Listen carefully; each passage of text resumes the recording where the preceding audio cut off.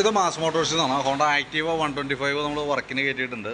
നിലവിൽ പറഞ്ഞേക്കുന്നത് general service, engine oil മാറ്റം, വാട്ടർ സർവീസ് ചെയ്യാം, പിന്നെ പൊല്യൂഷൻ ടെസ്റ്റും നടത്തുക. അത്രയാണ് മെയിനായിട്ട് പറഞ്ഞാൽ കേട്ടോ. അപ്പോൾ നമ്മൾ വണ്ടി ഓടിച്ചു നോക്കി വർക്കിന് കയറ്റി. അതിൻ്റെ ബാക്ക് ബ്രേക്കൊക്കെ നമ്മൾ ചെക്ക് ചെയ്യാൻ വേണ്ടി അയച്ചിട്ടുണ്ട്. ബ്രേക്ക് ലൈനറൊക്കെ നമുക്ക് അത്യാവശ്യം കുറേ കൂടി ഉപയോഗിക്കാനുണ്ട്. നമുക്ക് അടുത്ത സർവീസിൽ നമുക്ക് നോക്കിയിട്ട് കൂടുതൽ കംപ്ലയിൻറ്റ് തോന്നുകയാണെങ്കിൽ അടുത്ത സർവീസിൽ മാറ്റിയിടാം. അതേപോലെ ബ്രേക്കിൻ്റെ ക്യാമൊക്കെ ഒന്ന് അഴിച്ച് ഗ്രീസ് ചെയ്യുന്നുണ്ട്.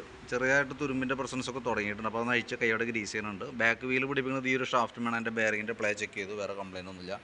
ഗിയർ ഓയിൽ മാറ്റേണ്ട ടൈം ആയിട്ടുണ്ട്. നമുക്ക് നോക്കുമ്പോൾ അതിനകത്ത് ലെവൽ കുറവുണ്ട്. പിന്നെ അതിനകത്ത് തന്നെ നമുക്കത് മാറ്റിയിടാം. കാരണം വെച്ചാൽ ആകെ 120 മില്ലി ഓയിലുള്ളൂ. അപ്പോൾ അതിനകത്തേക്ക് നമ്മൾ ടോപ്പ് അപ്പ് ചെയ്യേണ്ടത് നല്ലത് മാറ്റി കളയാനായിരിക്കും.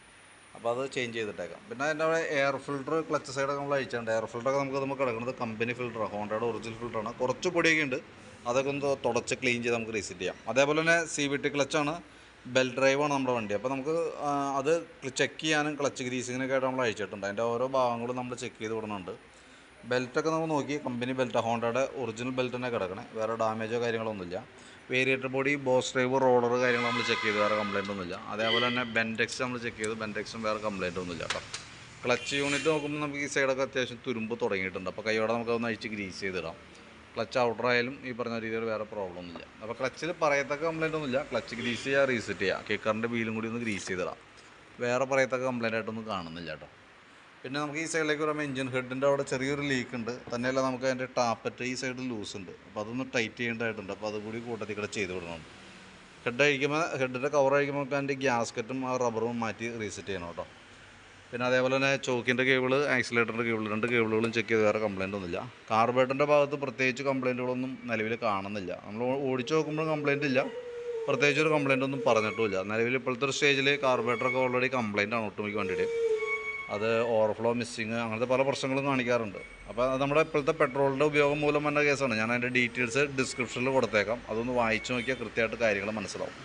ജനറൽ സർവീസിൽ കാർബറേറ്റർ ക്ലീനിങ് വരുന്നില്ല. നമ്മളത് ചെയ്യണമെങ്കിൽ പോലും അഡീഷണലായിട്ട് ചെയ്യണം. പ്രത്യേകിച്ച് കംപ്ലയിൻറ്റ് ഇല്ലാത്തതുകൊണ്ട് നമ്മൾ തൽക്കാലം അഴിക്കുന്നില്ല കേട്ടോ.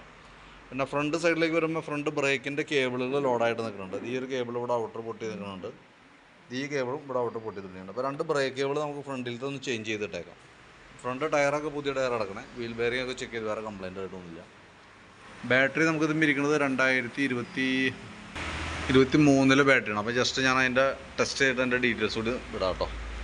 പിന്നെ സ്പാർക്ക് പ്ലഗ് നമ്മളൊന്ന് അഴിച്ച് ക്ലീൻ ചെയ്ത് റീസെറ്റ് ചെയ്യുന്നുണ്ട്. അതേപോലെ തന്നെ സെക്കൻഡറി ഫിൽറ്റർ യൂണിറ്റ് ഒന്ന് അഴിച്ച് ക്ലീൻ ചെയ്തിടുന്നുണ്ട്.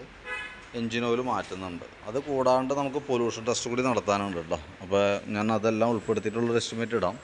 അപ്പോൾ ഞാൻ ബാറ്ററി ടെസ്റ്റ് ചെയ്തിട്ട് അതിൻ്റെ ഡീറ്റെയിൽസും കൂടി ഒന്ന് പറയാം. നമുക്കതിനകത്തേ എൻ്റെ ബാറ്ററി നോക്കുമ്പോൾ 13 വോൾട്ട് കാണിക്കുന്നുണ്ട് മീറ്ററിനകത്ത് വരുമ്പോൾ.